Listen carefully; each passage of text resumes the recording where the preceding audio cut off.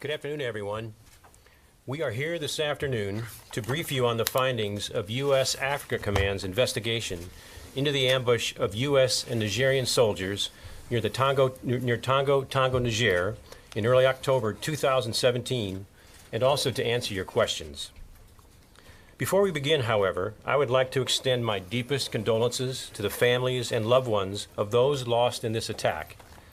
On 4 October 2017, Sergeant First Class Jeremiah Johnson, Staff Sergeant Brian Black, Staff Sergeant Dustin Wright, and Sergeant LaDavid Johnson died valiantly in the service to our nation.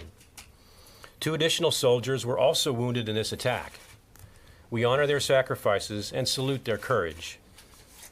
I also want to extend my sympathies to the families of the Nigerian partners who were killed and injured that day as well. We are grateful to the Nigerian and French forces who did not hesitate to come to the aid of the American and Nigerian team. In a moment, I will ask Mr. Robert Karem, Assistant Secretary of Defense for International Security Affairs, to provide a strategic overview of why U.S. forces are in Niger. Then I will turn to Major General Roger Cloutier, the investigating officer, to discuss the facts surrounding the attack and his findings.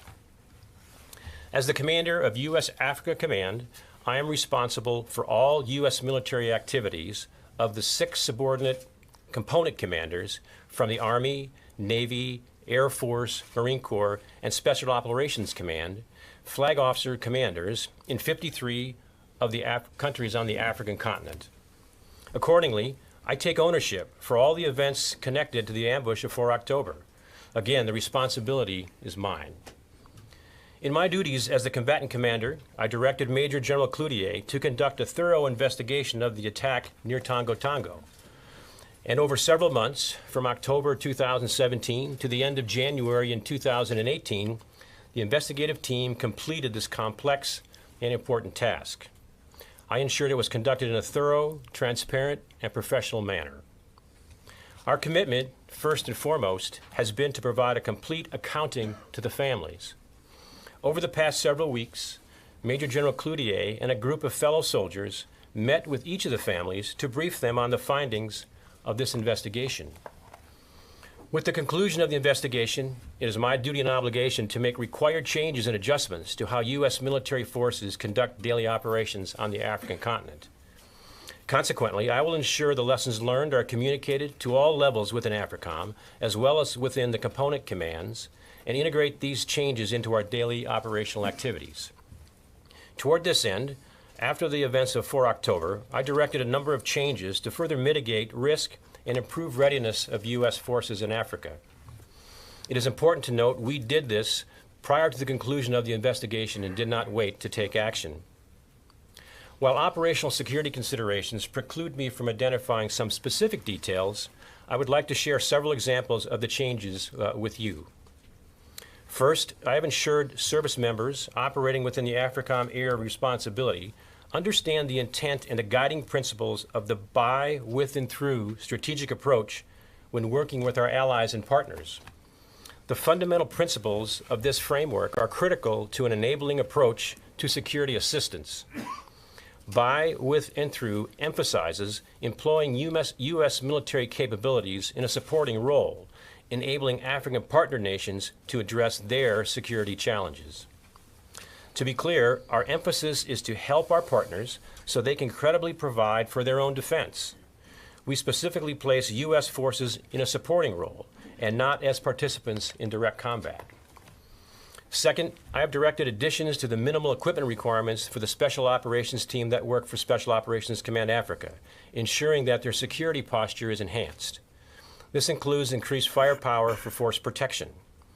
I directed adjustments to the mobility requirements, which will provide teams with additional options for vehicle movement based on terrain, trafficability, and mission.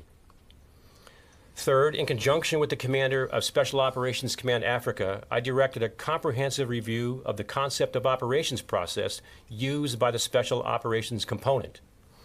The changes following this review now provide clear, unambiguous guidance for submission and approval for partner force operations. These measures eliminate possible confusion of approval authorities and allow proper oversight by the leadership in the SOC Africa chain of command. These are only a few of the corrective measures taken. While the investigation focused on understanding the events of 4 October, it also included a comprehensive examination of other factors, including force generation, pre-deployment training, unit transitions, command oversight, and operational support. Of these areas, I would like to talk with you in greater detail about the preparedness of Team Olulem to conduct partnered, advise, assist, and accompany operations on 3 and 4 October. The investigation discovered the process for staffing the teams at home station did not align with the pre-deployment training programs. This resulted in key billets, such as the team leader, taking charge of the unit well into the pre-deployment workup period. The investigation also discovered the integration and training with partnered forces in Niger was inadequate. Team Olulem did not meet the appropriate standards of familiarization and integration with the Nigerian partner force prior to conducting the initial mission on 3 October. In addition, basic social level routine tasks, such as conducting rehearsals for immediate action drills upon enemy contact, were not completed prior to stepping off for this mission. The investigation also found the team inaccurately portrayed the concept of operations for the first of 3 total missions on 3 and 4 October. Although the evidence from the investigation indicated this event was neither a standard practice nor commonly accepted, it underscores the confusion at the time over understanding the Special Operations Component CONOP approval process. Taken collectively, these items dealing with Team Olulem's preparedness call into question the oversight and supervision responsibilities at various levels within the SOC Africa chain of command. Now, I would like to describe for you the way forward with regards to accountability. I approved the findings and recommendations of the investigating officer and provided additional context and comments in my appointing authority actions.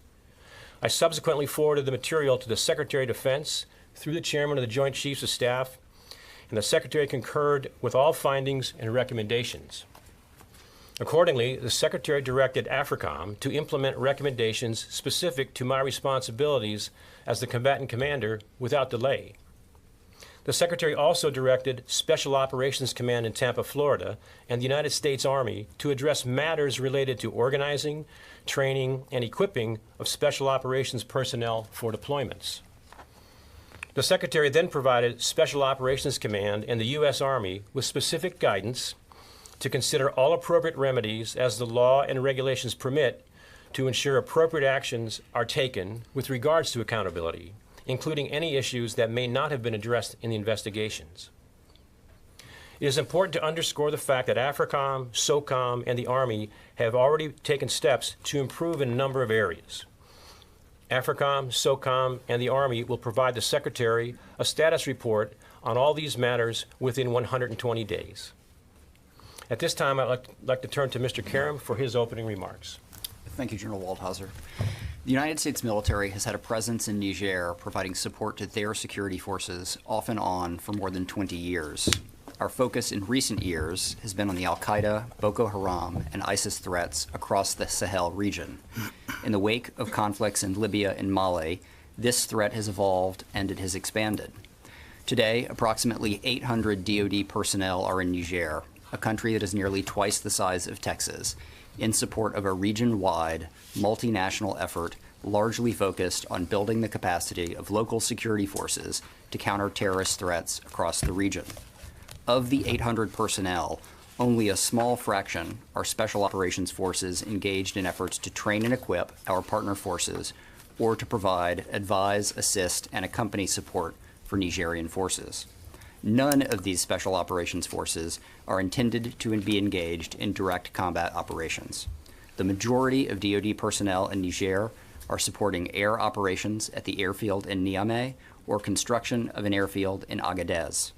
The establishment of the Agadez airfield will help provide additional ISR coverage in the region.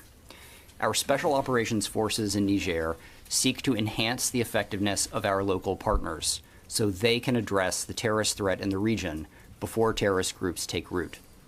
This effort is necessary because the establishment of terrorist safe havens in the Sahel could pose a significant risk to U.S. national security interests. Niger is a willing counterterrorism partner, but as one of the poorest countries in the world, it has limited means to confront these threats without assistance. In Niger and across the Sahel, we are focused on a by, with, and through approach, where we enable the security forces of partner nations with whom we have compatible strategic interests. This approach places an emphasis on U.S. military capabilities being employed in a supporting role, empowering willing partners to take primary responsibility for countering terrorist groups on their own soil. We do this to avoid having to send thousands of Americans to shoulder an even larger burden in the fight against a shared enemy. We are not alone in working to empower local forces to confront this enemy. Consistent with Secretary Mattis's strategic guidance, we work in concert with the Department of State, USAID, as well as African, European, and other allies and partners who recognize the growing threat emanating from this region. In particular, I want to acknowledge the French leadership in the Sahel since their intervention to prevent the fall of Mali in 2012. We work in close partnership with France in Africa, and we are grateful for the critical support they provided to our forces in Niger last October. That is the strategy. The authorities under which DoD personnel implement this strategy in Niger are varied. An array of fiscal, operational, and legal authorities govern the various activities of U.S. military forces. These activities could include training and equipping, or advising and assisting local security forces, airfield operations, or force protection, among others. Some authorities to conduct these activities derived from legislation under Title X. Others are derived from presidential authorizations promulgated in DoD orders, including a 2012 order authorization issued by the previous administration. Further, U.S. military activities in Niger are conducted at the request of the host nation. We are there to support Nigerian operations that are being conducted under Nigerian authorities. Let me reiterate, neither the strategy nor the authorities that U.S. forces use to implement it envision U.S. forces conducting combat operations in Niger. Nevertheless, in Niger, as in any place on earth, U.S. forces possess the inherent right to respond with necessary force and self-defense if attacked. This, regrettably, is the terrible situation that our special forces in Tongo Tongo found themselves in on October 4th, 2017. General Cloutier. In October of 2017, General Waldhauser appointed me to conduct an investigation into the enemy attack on U.S. and Nigerian forces near Tongo Tongo, Niger. To do this, General Waldhauser gave me extraordinary resources and latitude to determine the facts and circumstances and to report on those tragic events. My first responsibility was to the families of the fallen. I held as a solemn responsibility my duty to provide the families of our fallen a thorough and accurate investigation. I also understood the need to be thorough, accurate, and transparent about our findings to our leadership, the Congress, and to the American people. To help me gather and understand the evidence, I formed a team of experts to assist me.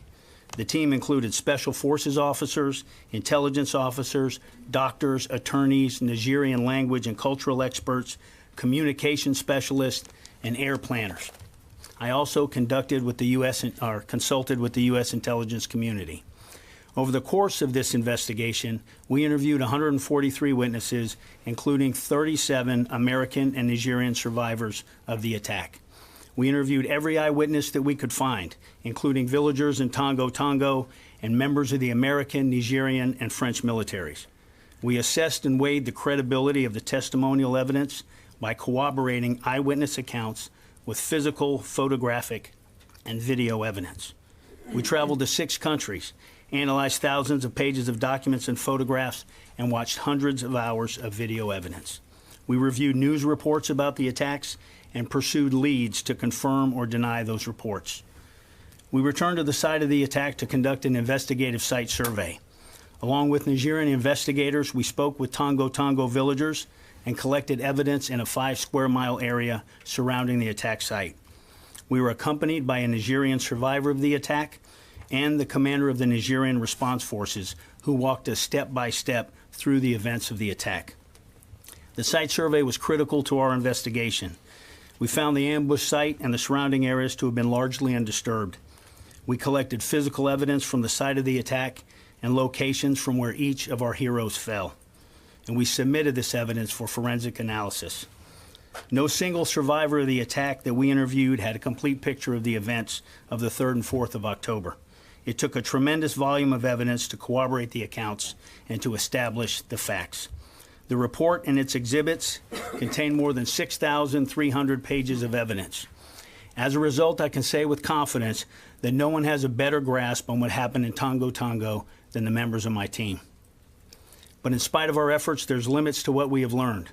There are things about the 4th of October that I will never be able to effectively convey to you in words.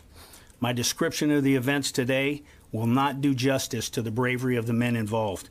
It will likely not fully capture the intensity of the enemy attack or the conditions under which these men made split-second decisions. Finally, I cannot overstate the courage with which our forces fought on the 4th of October. I would just ask that we keep our questions. We want to have as many people as possible get to ask questions. So I'll give you a follow-up, but if you could keep them concise. Lita. Hi, Lolita Baldor with the Associated Press. General Cloutier, to you, can you tell us, there's a lot of talk about and confusion about the mission that was sent up versus the mission that they actually went on initially. If they had submitted an accurate picture of the mission that they were going to go after, would they have been equipped, manned, or supported in any differently, at any greater level than they were with the mission that they sent to go to do a key leader engagement? Or would there have been more ISR, something like that? And then as a follow-up to General Waldhauser, you said you take responsibility. Can you just tell us sort of broadly what you think you could have done better to either prevent or address some of the problems that were found? And what have you done broadly on African operations? Have you scaled them back? Have you limited any authority of commanders? Have you done anything specifically that affect operations in Africa as a whole as a result of this? So I'll go first, Yes, sir. if you don't mind. So on the issue of what could we have done different, what could we have done better, I think from the combatant commander perspective, and I try to make this in my open remarks, the whole concept of by, with, and through is a strategy that needs to get down to the lowest level in the chain of command. Our forces are there to help build partner capacity. Our forces are there to help partner nations be able to take care of their own security as appropriate. As indicated in Robert's comments, I mean, Niger is one of the poorest countries in the nation, in the African continent. They're surrounded by ISIS, AQIM, Boko Haram. They have some significant security challenges, so we're there at their request. So the point of the by, with, and through strategy is that the tactical operations are conducted by the partner force, not by our U.S. forces. Our authorities are there that keep us out of direct combat. So it's important that gets reemphasized. That's one of the things we've done from the COCOM level. The second part of that, Lita, was? The broader operations in Africa, did you scale them? Have you scaled them back? Have you put any restrictions, that sort of thing on them? So the way would like to characterize that is what we've done is we are now far more prudent in our missions. The missions that we actually accompany on have to have some type of strategic value in terms of the enemy we're going against. Do they have a strategic threat to the United States? We have increased, which I won't go into details here, but we've increased the firepower, we've increased the ISR capacity, we've increased various response times. And what this has done is it has allowed these teams perhaps to not to do the tempo that they would like, but it provides adequate and more resourceful force protection measures in order to still keep up with the enemy forces on the ground. So we have beefed up a lot of things posture-wise with regard to these forces. Had the first mission been properly characterized, it would have been required to be approved at a higher level. And by being approved at a higher level, it would have received more oversight from the chain of command. And that higher level chain of command would have decided what resources were required to support the mission. Right, but would it have been, since, just based on General Waldhauser's comments, with the by, with, and through emphasis, would it have even been approved? I'd be speculating on what decision the higher level commander would have made, but it would have gone to his level and he would have provided that oversight.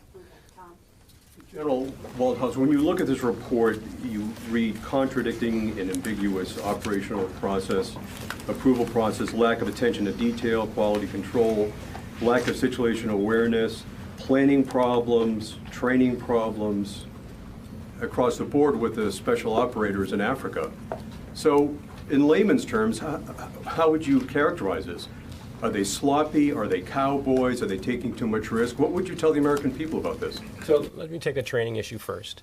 The training issue really becomes a manning and staffing issue back at home station. The training program that all the SOF teams use is adequate, it's appropriate, it prepares them for what they need to do when they not only deploy to AFRICOM, but other AORs around the globe. The key issue, I think, with regards to training is the manning piece. If you don't have the people there at the appropriate time to conduct the training, if they come late, if the leader in this case comes late, it impacts the ability to develop cohesion, it impacts the ability to have a team that's been formed well before they go forward. With regards to what happened in country, the issue becomes the time spent to integrate and work with the partner force. There are all kind of significant challenges, not the least of which is simply things like language. So if you get to a position in an operation where you're under enemy contact, you need to be able to operate like clockwork without having to speak because you know the drills. And in this particular case, the team did not conduct those basic soldier level skills that are really necessary to go on an operation such as this. But again, how would you characterize the special operators? I mean, you said there was problems all the way up the chain.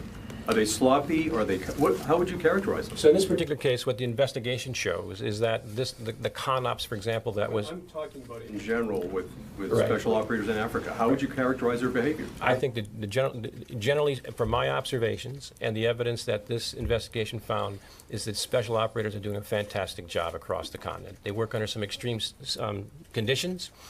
In the African continent, they have to be able to make decisions about whether to or not to take to go into certain operations, because if the assets that they need are not there today, they need to be able to come back tomorrow when they have them. So the bottom line is the special operators on the continent are serving well. They do high-risk missions, and based on my observations, this particular team is not indicative of what they do. But again, But you say let lack me go of back. Barbara? questions. Barbara.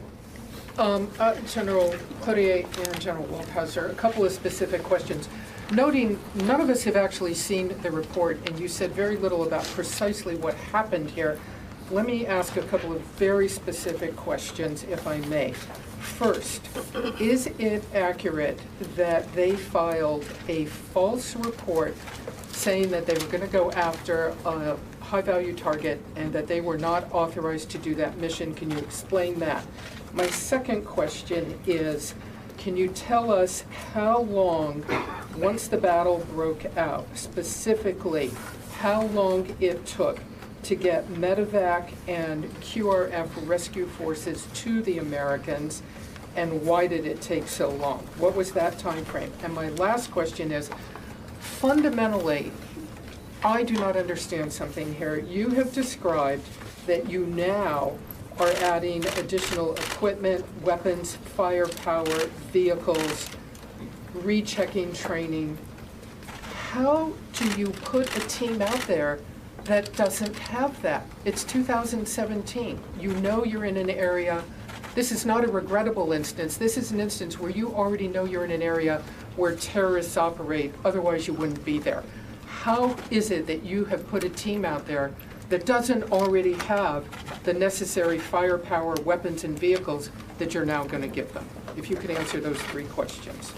Well, let me take the last one first, and then Jean Cloutier can provide the details on the timelines that you requested. I think it's important to understand contextually that there have been many there's been enemy activity in the northern Nigeria-Mali border area. This was known to all concerned. The Special Operations component had done an assessment for armored vehicles, for example, and determined a while back that they weren't necessary, primarily based on the fact of trafficability, roads, weather, and the like, and the fact that the partner forces there had the vehicles that they did. that's one of the things that this investigation brought out, and we immediately directed that armored vehicles be given to those teams as an option. They should have the choice, because if the situation is such that the roads, the trafficability could handle armored vehicles, then they should have that option. So that's an example of trying to learn from this, trying to put into practice some of the things that we learned. And then I do have a follow-up. The first American aircraft arrived on scene 1 hour and 31 minutes after the first report of enemy contact. Sir, is that medevac or QRF? No, that is a U.S. ISR platform. That was the first aircraft to arrive on station. Nigerian ground QRFs arrived just under 4 hours after the initial call of enemy contact. And then the medevac aircraft that eventually withdrew the team arrived approximately 5 hours and 43 minutes after the initial contact began. So I think it's important, if I could, to underscore here at this point that part of the thought process of the commanders who had the authority to make the decisions to eventually send this team on this mission, they had oversight, ISR, over this site for over 6 hours. And in that 6-hour period, they determined that the site was cold. There was nobody there. Not where the battlefield took place. Correct. The battle took place on the way back, 20 miles or so from. So you did not have ISR on the battlefield site, and it took you 5 to 6, whatever, hours. As General Cloutier would say, or will tell you, the ISR then once the team went through the objective at Tongo Tongo, the ISR was overhead. The decision on the ground was made to send that ISR platform north to observe crossing points on the Mali border. So after the mission was complete, there was ISR available. It was sent north. Why did you think it was appropriate for AFRICOM to investigate itself and not turn this over to an independent military investigation? So I'll take that. I mean, obviously, as the combatant commander, I have responsibility for what goes on in the AFRICOM AOR. And as a consequence, I felt that it was my obligation to go ahead and do this.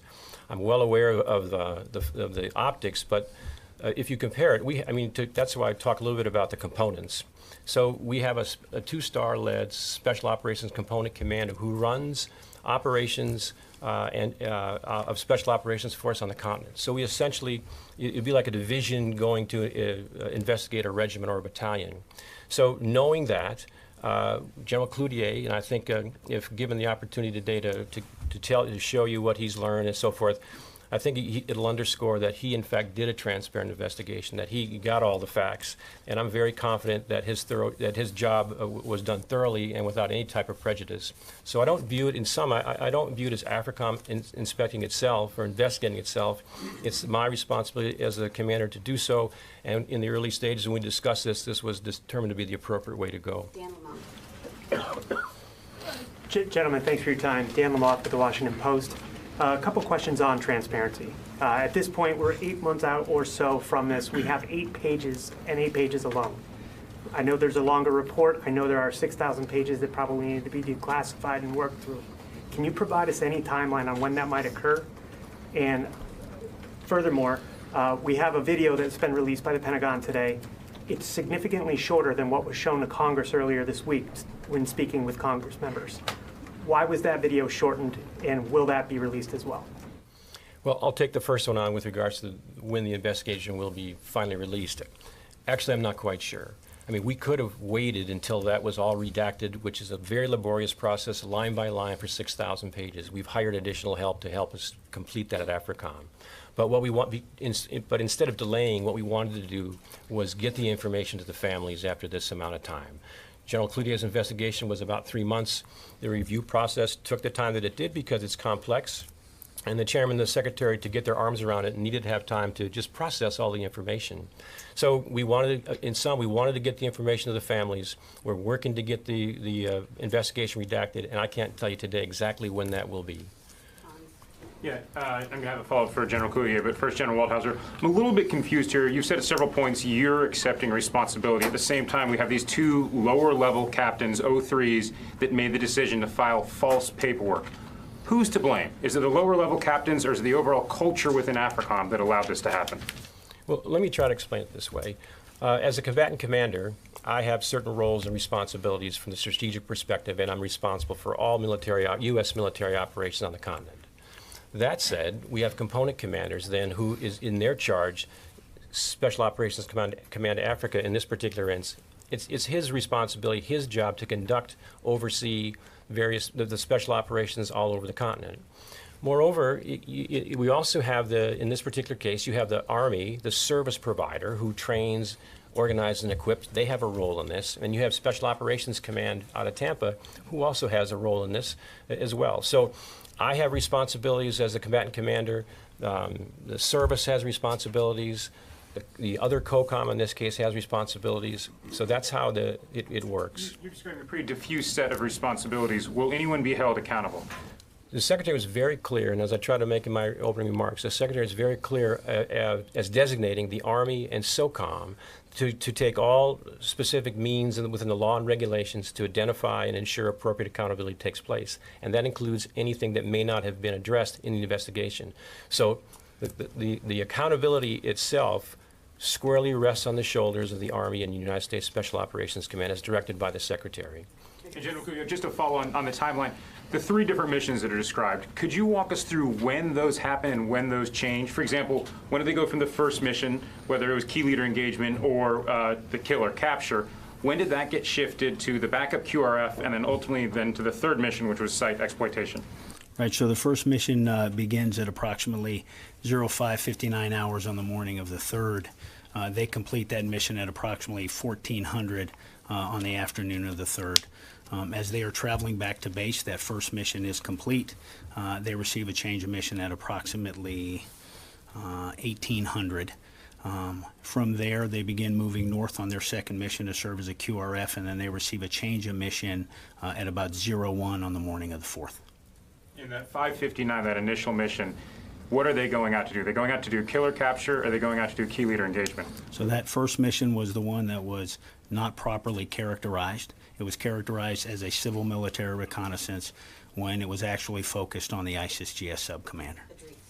Just one clarification. Clearly the mischaracterization was wrong, but can you draw a direct and definitive link between that and the ambush that happened the next day? No, so the first mission that was not properly characterized, the unit executes, completes, and that mission is over and done despite not properly being characterized. They are returning back to base. That mission does not result in the attack in Tongo Tongo. Right. Have you been able to figure out why it took them an hour to call or to relay that they had come under attack? Yeah, so the evidence would indicate that up until that point, they believed it was a small enemy force that they could handle. And then at that point, when they made the final radio transmission, they realized that it was a much larger force. Secretary Karem and General Waldhauser, I wonder if you could tell us how, driving forward, we're told to expect a lot more of these kind of missions across the MENA.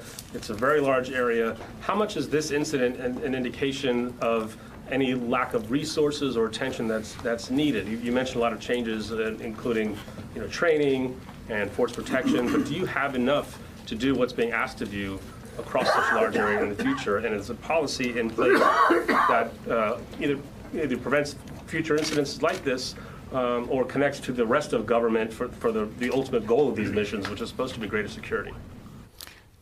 Do you want to start with So first of all, I would just say that requirements? our intention, our guidance remains the same in this part of the continent of Africa is to maintain our relationship and continue to support the French, for example, in their lead in this particular area, in the Mali-Niger area. So the mission is essentially African-led, French-assisted, and U.S.-supported. Asset-wise, I mean, if you look at the threats there, the reason we're in Niger to begin with is to prevent something from happening, to prevent some of these violent extremist organizations from taking over the ungoverned spaces where they could eventually perhaps cause all kind of problems for the Niger, the region, Europe, and potentially the United States. So we're there in a preventive way to help those partner forces be able to take care of their own security. So the assets that we have there now, we don't anticipate any additional forces, for example, and it's our role to continue to work with our partners, especially in this case the French, to keep them in the lead as they conduct their operations there as well. With respect to the policy side of it, I think the report reaffirms in many ways the value of a by, with, and through approach. And I think the Secretary and the Chairman are constantly reviewing, with respect to the requirements and assets, the global distribution of forces to ensure that it's aligned not just with our national defense security priorities and alert to the rising challenges posed by competition with Russia and China, but also to emerging threats like North Korea, in addition to the threat that violent extremist organizations pose. So they're constantly reviewing the global distribution of assets. But I think that the Secretary very much believes that whether it's in the Middle East or in Africa, an approach that is focused on enabling the capabilities of local partners and working in concert with other allies and partners who have as much, if not more, of a stake in this than we do, is the right approach. Gentlemen, do you mean within the forces you already have, or forces going forward? I mean, we hear already, commanders complaining of not having enough ISR or enough bases, much less the potential numbers of special operators needed to do the policy mission that's been asked of the force. We don't anticipate any significant change in the assets that were provided.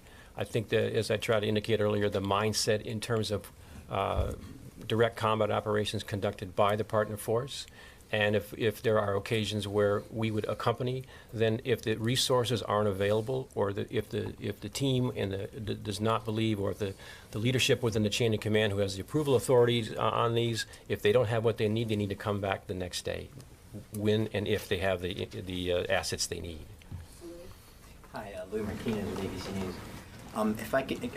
If I could just go back to the point that you're all stressing by, with, and through, which implies a support mission. If there is a kill or capture mission for a high-value target, which appears to have been the case here at multiple levels, not only just the captains who approved the first mission, but also the battalion commander who approved the second mission, if I'm correct. Would those are those proper authorities for U.S. troops to advise and assist on kill or capture missions, or would they not be allowed to do so under the by, with, and through? And then I just have a clarification for both of you. So let me try to explain the structure of the by, with, and through, and the direct action or direct combat mission, as you referred to. Once again, that direct combat or capture kill, as you describe, will be conducted by the partner force, not by U.S. forces. And so U.S. forces are not to be involved in direct combat. So these missions are put together. The missions are drawn up so that U.S. forces are not in direct combat. So in other words, if there was a target to go to, our U.S. forces don't go to that target. They stay behind. It's a little bit of an art, not necessarily a science. You can't really say you got to stay back 500 yards. You can only go this close. But once you're on the ground, the individuals know for certain they are not to participate in whatever direct combat mission on a target that would take place. So these missions are designed to be conducted by the partner force. U.S. forces not involved in direct combat. We're there in a support and advisory mode. So in this case, the first mission, it appears that the officers took it upon themselves to lead the mission. Am I correct in that? And also in the second mission, the second team apparently was also going to be the lead in that mission. Can you verify that as well? So go ahead. So on the second mission, it involved two teams. One team that was flying in on helicopters from another location was the main effort or the primary force, and Team Wallam was the secondary force or the supporting force. So were the advisors to be the primary, or were they advisors in that context? The advisors were never intended to be the primary individuals to conduct the capture kill. Correct, but does that mean that they believed that they were the primary? No. And in fact, the mission, as it eventually turned out, when Team Wallam was given their third mission, at that point in time, as we indicated earlier, there had been ISR over that campsite for hours, 5 to 6 hours at least. No one was there. So the mission was a sensitive site, a sensitive site for intelligence. And I think it's important to underscore why then was that mission undertaken? Why was it so important to send those people up there? And I think there's really two reasons that I think are important to understand for context. And the first one is that particular individual they were after has notorious connections to all kind of various violent extremist groups in the Mali, Niger area, so there would be perhaps some intelligence that would help in that regard. And then moreover, we've had an American citizen by the name of Jeffrey Woodkey who has been captured and held hostage somewhere in that area for the last year and a half. And there was a possibility that this individual would, and what they might find at that target would be a piece of the puzzle of the whole government approach to try to return an American who's been held hostage for over a year and a half. Now, in that particular mission, the individuals who were going to sweep through that site with no enemy were the Nigerian forces. It was not U.S. forces who would lead through that. So that mission, once again, and that was rehearsed at their last position before they went the last 5 or 10 miles. Roger can give you the specific details, but they practiced their movement across the objective and how that would take place. But that, again, was to be conducted by the partner force, not U.S. forces. Anything you wanted to add to that? No, that's correct, sir. Dan? Gentlemen, Thomas Gibbons, New York Times. This is for General Cloutier, General Waldhauser. You know, I'm a little confused on this first concept of operations. In the 8-page executive summary, you give just about as many lines to them, the 3212 putting on their personal protective equipment, as you do to the first concept of operations. And, you know, one thing that remains completely unclear is what type of mission that you've decided that it went from a recon mission to now a counter-terror mission against a named target. Like you said, General Waldhauser was very significant in the region, and how that amount of intelligence about one target made 2 captains decide to go after him or get in the general area or find him when, I mean, right, so you're saying that those 2 captains were the only ones who knew about this piece of intelligence that had them go to this part of the country to look for him, and then somehow, in the midst of all that, you had ISR find him in a different area, and now a lieutenant colonel was involved in Chad. Can you just clarify why we're dealing with that? So, again, the first mission was not properly characterized. In the concept of operation, it was characterized as a civil-military reconnaissance. That CONOP was put together at the team level and submitted to the AOB or the company level, where it was approved incorrectly by that acting AOB commander. Lieutenant Colonel Painter would have to have signed off on that as well. Had it been properly characterized. He had no knowledge that that first operation was taking place. He had no knowledge that the team was IDO Toloa. He thought it was a civil-military reconnaissance. Right, but you also had ISR looking for this, and I understand that, you know, ISR is pretty much a strategic level asset. So how do you put ISR, IVO Toloa if it's just up there on a civil military reconnaissance? The ISR was controlled by the AOB at that time, and it was put over Toloa. And then after that first mission is complete and they're returning back to their base, it's directed by the AOB further north to continue to look. How did that AOB team, is company I'm sorry, level. company how level. did Team 3212 know to go into that location where this target was?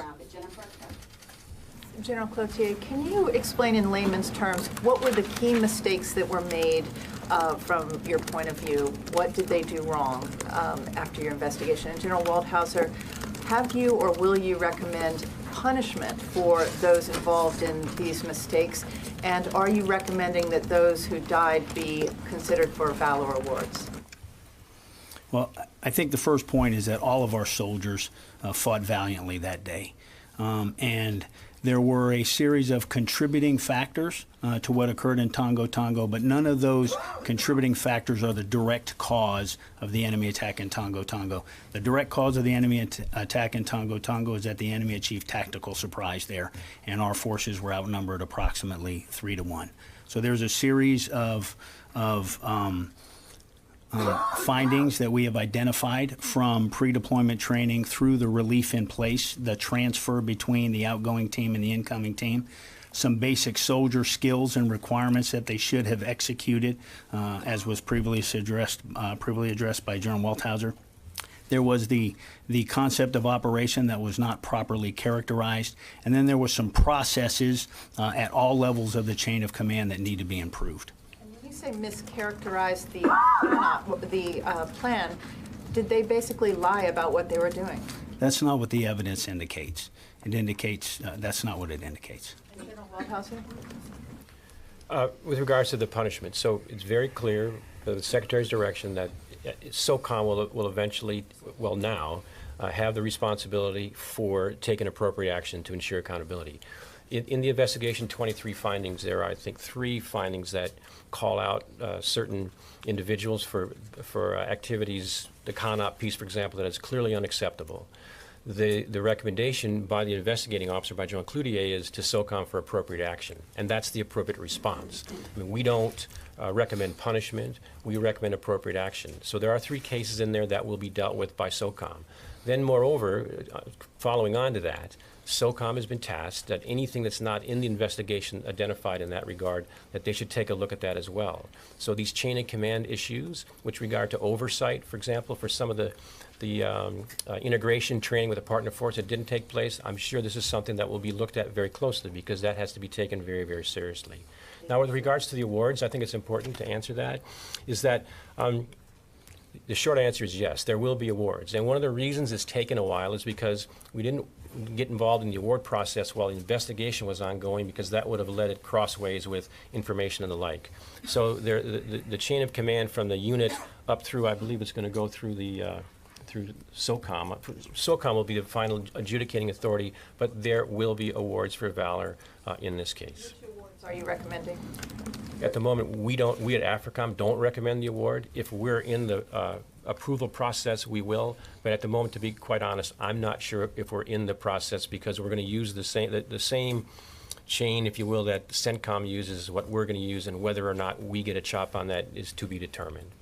So just a point of clarification, General Cloutier. So you did not recommend that disciplinary action be taken against these 3 individuals. You just recommend that the facts be looked at and the action that's warranted be taken. Is that correct? So my job was to determine all of the facts, and then I recommended that appropriate action be taken as decided by those chains of command. And also, there's a reference in the report to a delay in the recovery effort for Staff Sergeant Johnson because of a belief that he might have been held hostage in a nearby village.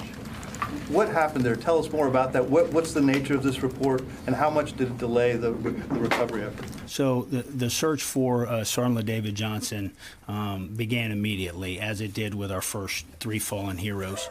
There was some reporting that indicated there could be a soldier held hostage somewhere north of Tongo Tongo. Of course, that report was taken seriously, and assets began looking there for signs of life or anything like that. It turned out to be an errant report, but the search for Sergeant David Johnson never stopped. He ran 960 meters. He ran a long way from where he was last seen, and he made his last stand where he fought to the end under a dense thorny tree. Took a long time to find him. But there is a reference in the report to a delay in perhaps recovery of the remains. I'm not sure exactly what the delay was, but are you saying that there was not a delay in searching for Staff Sergeant Johnson? The search for Sergeant Johnson never stopped. It was continuous. It involved ISR assets, numerous ground forces that were looking for him. The report of the soldier being held hostage, other forces began looking in that direction, but it was never stopped. Yes, Generals, if you could talk a little more about what exactly these 2 captains mischaracterized in the CONOP.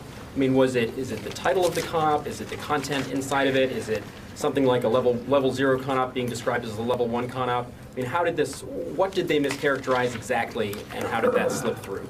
So the CONOP for the mission that they undertook on the 3rd, the paperwork that was submitted, the packet was identical to a previous CONOP. So it was done hastily, and there was a lack of attention to detail.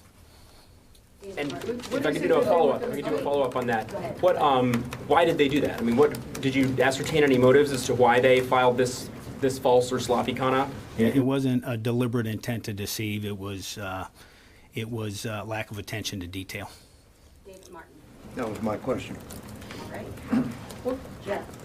Thank you. General Waldhauser, Jeff Schogel with Task and Purpose.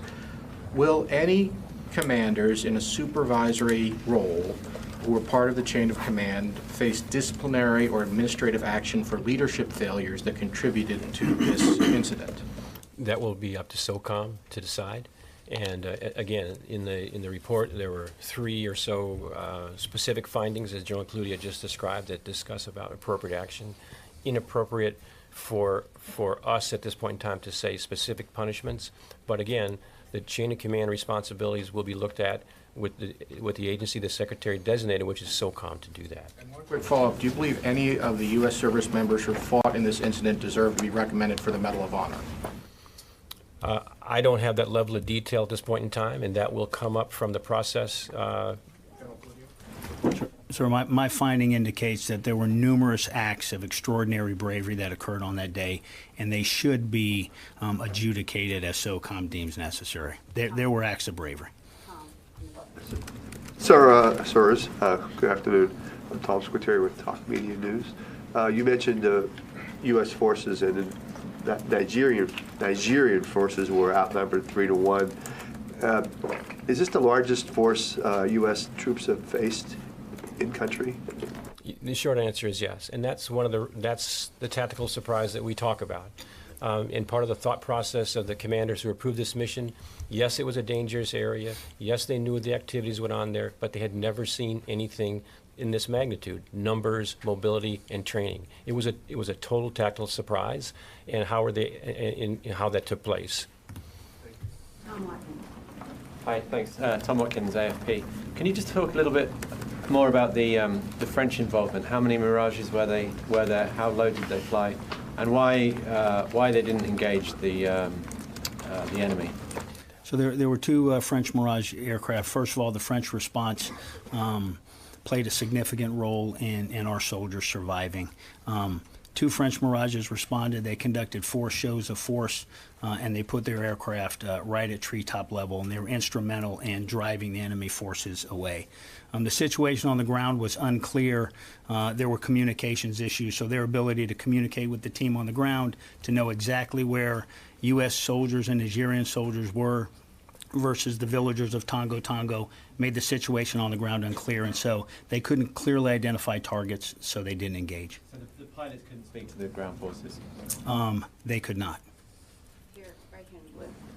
General Waldhauser, Phoenix Huang with Hong Kong Phoenix TV. I have a question other than the Niger ambush, which is there were 2 U.S. airmen was minor injured in Djibouti last week, and China has already declined, which was, quote, the accusations on China was completely inconsistent with the facts. Have you talked with any Chinese officials recently about this? The demarches and such were handled through the State Department. I've talked to some military officials in Djibouti, but the State Department has handled that. Please tell us something, the evidence about the incidents going on over there. Other than the fact that it's happened several times, and it's certainly very, very dangerous for the pilots to fly in there in that regard, and we're very concerned about it, obviously. Are you still confident that it was the Chinese who was We're involved? confident of the locations it took place. Eric Schmidt from the New York Times. Sirs, thank you for doing this.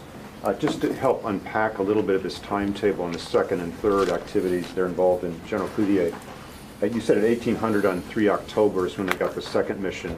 Presumably this is when they've gotten the new intelligence where Shefu is, and the team is launched from our lead. The 3212 is now in the backup role.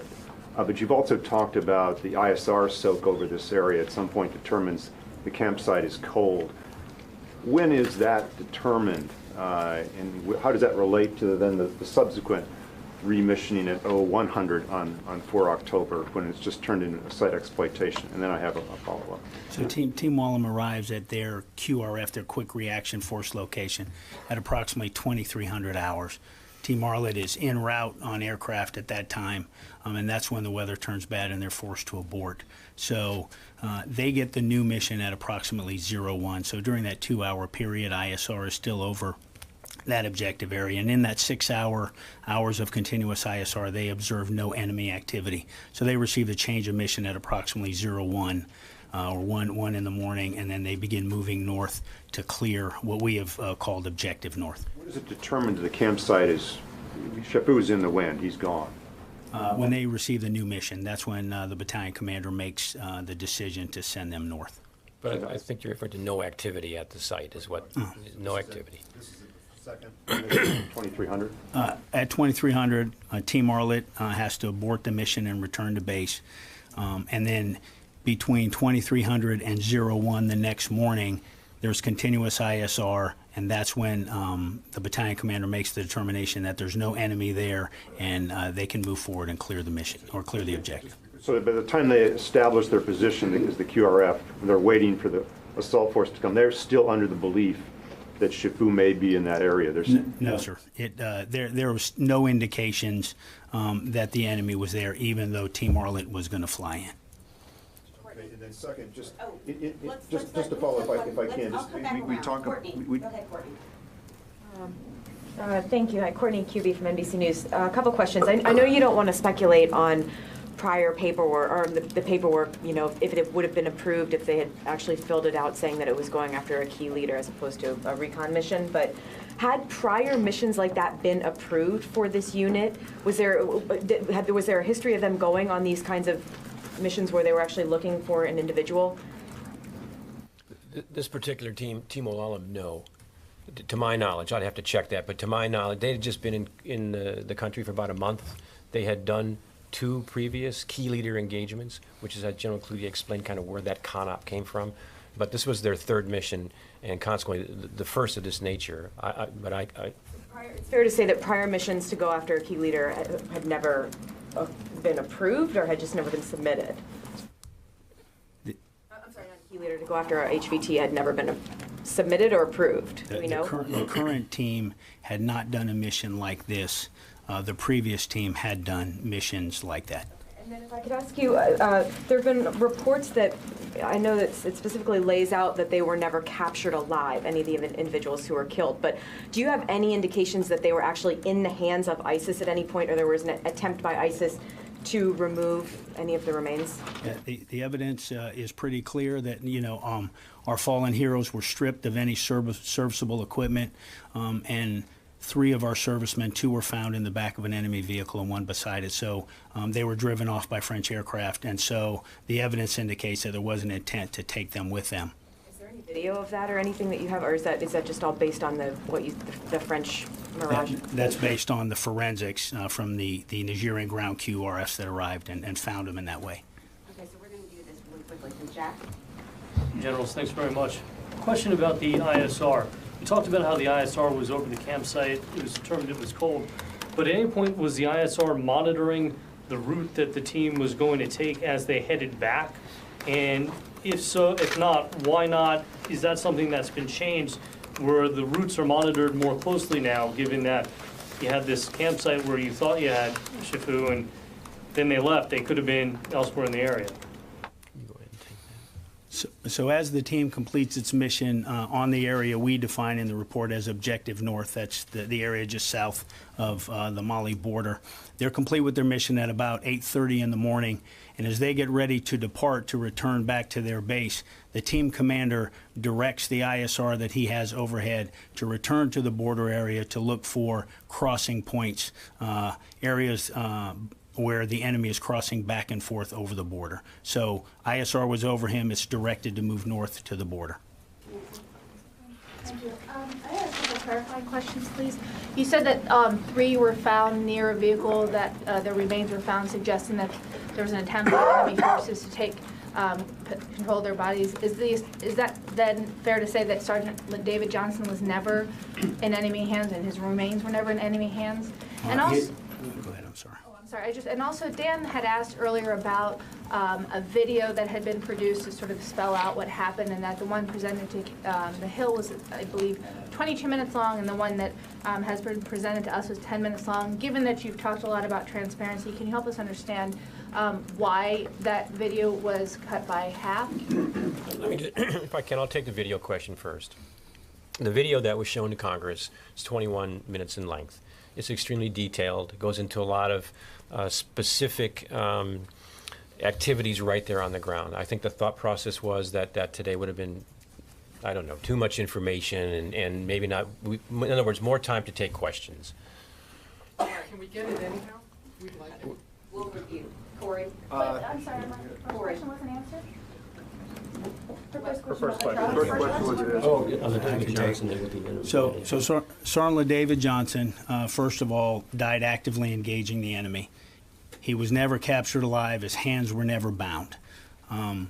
His body was treated like all the other remains, both U.S. and Nigerian. His serviceable equipment was stripped and taken from him.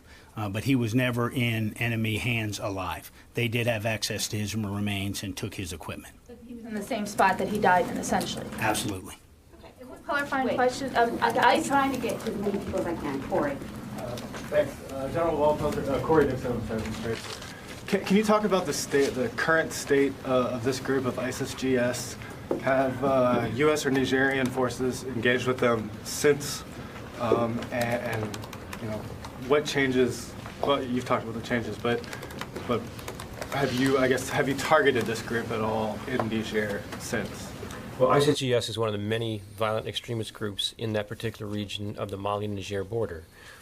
They change allegiances quite frequently because there's underpinnings to AQIM and a group called JNIM, Jamaat Nusrat al-Islam al-Muslim. So they change allegiances out of convenience all the time.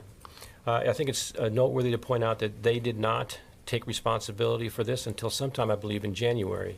We did not know exactly what the name of the group was, but I think you can check this, that in January, I think towards the end, they took responsibility. I would just say that it would be inappropriate for me to talk about operations ongoing with that particular group, but be assured that working with our partners in that area, we are following that group. Last question to Tara. Thank you. Tara Kopp, Military Times. General Waldhauser, this is actually kind of a follow on Corey's question. Have there been any HVT missions approved since then that have been executed successfully? And then also, there were reports in the last couple of weeks that Chefu had actually been potentially killed or captured. Can you comment on those reports? So two things on the Chefu's capture or being in jail or captured or killed in other places. Look, in this part of Africa, myths and lies are notorious, and once those were checked out, there were two separate occasions that I'm aware of where the Nigerian authorities thought they may have had him, but upon further scrutiny, it was determined it was not him. As far as other HVT operations inside Niger, none have taken place since this particular time. So none have been approved? None have been approved because none have taken place in Niger since that time. General, one quick follow-up. You said there's no American combat role here. Direct combat. Clearly, in this case, they were in combat. Well, as a result of collective self-defense. And I understand there have been troops in contact before. How often does that happen, in your experience in Africa? So, how many times have Americans come in contact? In the last year, approximately 10 times, and the majority of those are in Somalia, where we have active operations ongoing there. And a tick could be, something as simple as a small arms fire from a long distance away. But these missions where we accompany partner forces to objectives are designed so that enemy contact is not likely for our forces. But ticks have happened in the past. They get reported. Yeah. What about in Niger? In Niger, I think the December tick that happened was a result of it's a different type of operation in that part of Niger. That's by Difa, which is by the Lake Chad Basin area with Boko Haram, another one of the threats that threatens the entire border of the country of Niger. In this particular occasion, it was we were partnering with a force that was much larger. It was battalion size, as I recall. And at that point in time, for that particular tick, French aircraft, Nigerian aircraft, artillery by the partnered force was all used. So. These groups, our partner forces are in areas where dangerous, but in that particular case in December, you can see that it was a different context in terms of Boko Haram, their activities there, and the size of the force that was being partnered with. Thank you all very much. Thank you. Thank you all. No, I'm happy. We're happy to take more questions, but these guys have to go. But of course, we're happy to take more questions. General Waldhauser, can I just thank you because we have waited 7 months. Can you just tell us, General Waldhauser, to your knowledge, did the CIA's involvement in the mission, in the role of the troops there, did you gentlemen find any impact that the CIA's involvement had on what you were doing? Barbara, we're happy to take those. We will come back to you. Come on. I'm committed. We'll come back to you. Thank you all very much. Thank you, General. Thank you, General. Thank you, sir.